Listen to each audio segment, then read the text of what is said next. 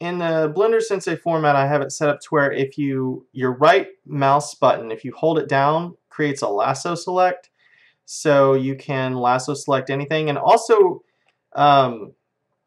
like say I click on a cube and I hit tab to go into edit mode, you can see all these faces are selected. If I hit space and change it to vertices, and then I double click off to deselect everything, I can also use my right click lasso select to select multiple things. And unlike when you're selecting things with your left mouse button, which if you want to select multiple items you have to hold shift, when you're lasso selecting with the right mouse button, it just will keep adding to that selection, so without holding shift. So I've selected these, and I'll right click and select these and that too, and I've got all that selected. Then say I do something crazy like, I don't know, scale them all.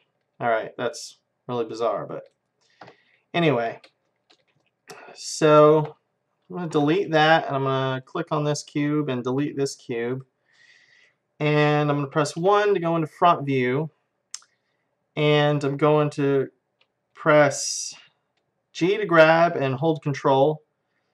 That's one weird thing. If you move an object out of alignment of the grid and then you hold control, it won't snap it back precisely to it.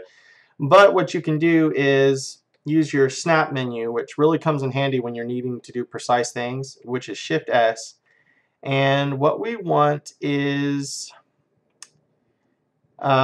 selection to grid, because our selection is that cube noted by the yellow around it. So I'll click selection to grid, and that moves it right on back to the grid. Now if I press G to grab it and hold control, it will be conformed to the grid here. So say I want to make a cube of cubes, a cube made out of 4 cubes. So I'll select this cube, I hit D to duplicate it, and I'll just hold control, and that snaps it right down to the grid, and I'll move them on over.